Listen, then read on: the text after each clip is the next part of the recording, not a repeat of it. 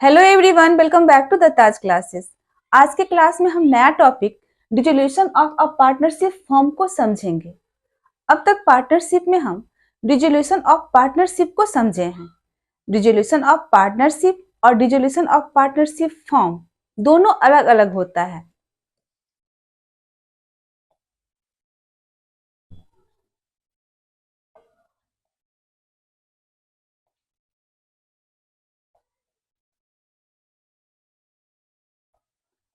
Dissolution of partnership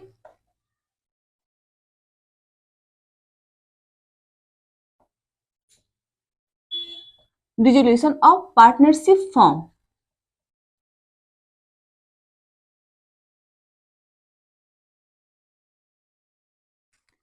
ये दोनों अलग अलग होता है। Dissolution of partnership means partnership का समाप्त हो जाना। डिसोल्यूशन मीन्स विघटन, समाप्त हो जाना, पार्टनर के बीच के रिलेशन का समाप्त हो जाना। जब पार्टनर के बीच का प्रॉफिट शेयरिंग रेशियो चेंज करते हैं तो वहां पर पुराना एग्रीमेंट समाप्त हो जाता है, पार्टनर के बीच का पुराना रिलेशन समाप्त हो जाता है, लेकिन फॉर्म कंटिन्यू रहता है। ठीक उसी तरह एडमिशन में, रिटायरमेंट में, डेथ में पुराना एग्रीमेंट समाप्त हो जाता है, पार्टनर के बीच का पुराना रिलेशनशिप समाप्त हो जाता है, लेकिन फॉर्म कंटिन्यू रहता है, तो वह डिसोल्यूशन ऑफ पार्टनरशिप कहलाता है।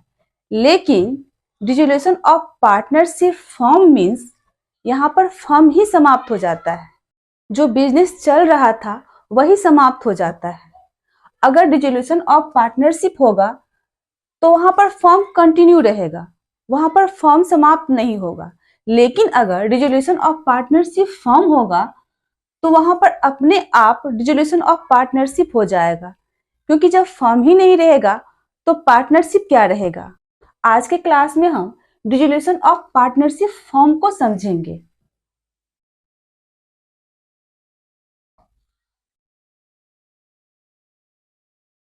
फॉर्म का डिसोल्यूशन दो तरीके से होता है। Dissolution without the order of court, जब फॉर्म का डिसोल्यूशन बिना कोर्ट के ऑर्डर का ही हो जाता है, बिना कोर्ट का इन्वॉल्व किए ही फॉर्म समाप्त हो जाता है। दूसरा है डिसोल्यूशन बाय कोर्ट, जब कोर्ट के ऑर्डर से फॉर्म समाप्त होता है। यहाँ पर dissolution without the order of court में फर्स्ट पॉइंट है डिसोल्यूशन बाय एग्रीमेंट, जब सारे पार्टनर की आपसी सहमति से फॉर्म समाप्त हो जाता है। सारे पार्टनर के आपसी सहमति से, म्यूचुअल एग्रीमेंट से फॉर्म समाप्त हो जाता है। सारे पार्टनर ये डिसाइड करते हैं कि अब फॉर्म को समाप्त कर देना चाहिए और फॉर्म समाप्त हो जाता है।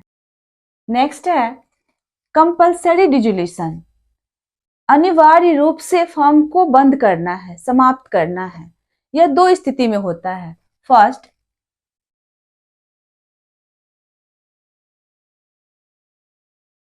इंसॉल्वेंसी ऑफ पार्टनर,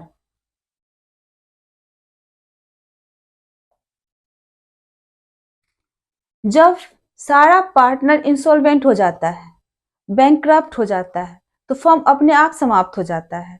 सेकंड है कि जब बिजनेस कोई इलीगल काम करने लगता है, अनलॉफुल वर्क करने लगता है।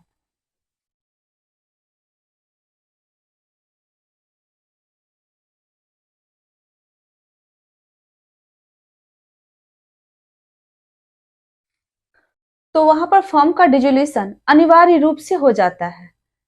नेक्स्ट है on the happening of an event, किसी घटना के घटित हो जाने से, किसी आकस्मिक घटना के घट जाने से फर्म अपने आप समाप्त हो जाता है। जैसे on death of a partner, अगर किसी पार्टनर का डेथ हो जाता है। यहाँ पर ध्यान देना है कि अगर पार्टनरशिप डीड में ऐसा लिखा हुआ है कि अगर कोई एक पार्टनर का भी डेथ हो जाता है तो पार्टनरशिप फॉर्म समाप्त हो जाएगा।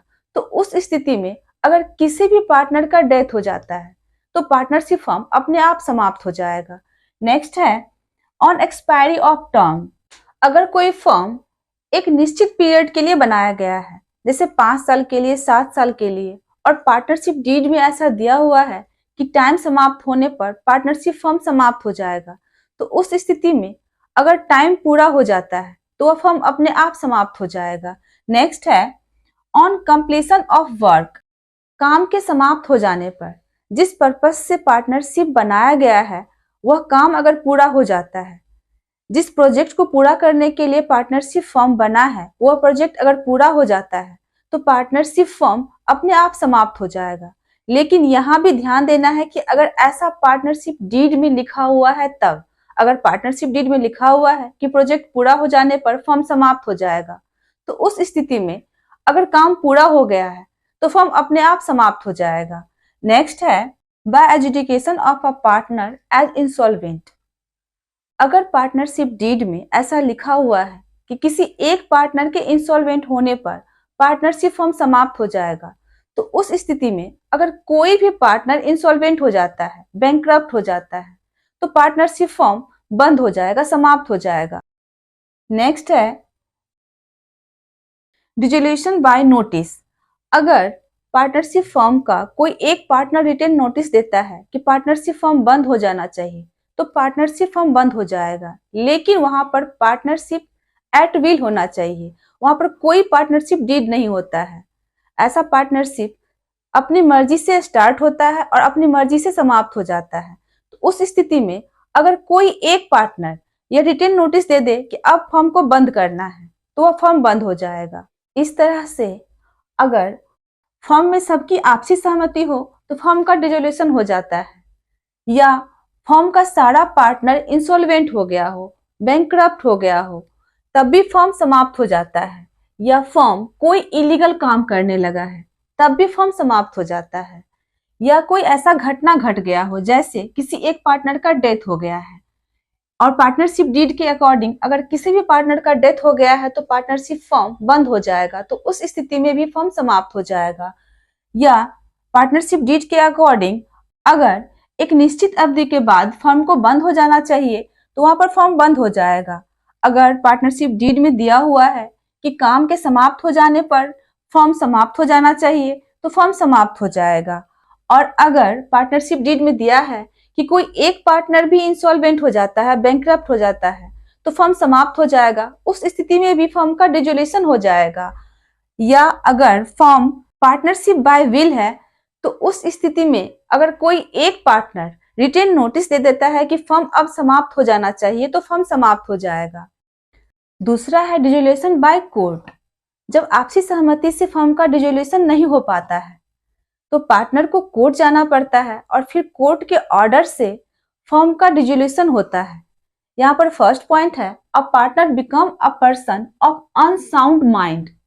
अगर कोई पार्टनर अनसाउंड माइंड का हो जाता है, मानसिक रूप से बीमार हो जाता है, लेकिन फिर भी वह फर्म को छोड़कर नहीं जाना चाहता है, तो बाकी पार्टनर कोर्ट जाता है और अगर कोर्ट में यह प्रूव हो जाता है कि वह पार्टनर अनसाउंड माइंड का है तो कोर्ट ऑर्डर देता है और उस ऑर्डर से फर्म समाप्त हो जाता है।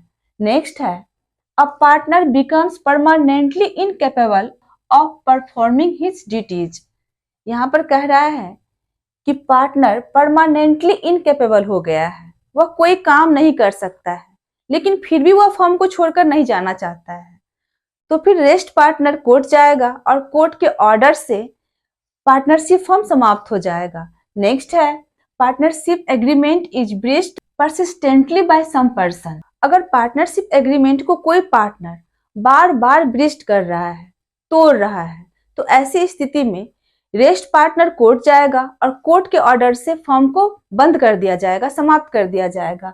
नेक्स्ट है a partner is found guilty of misconduct.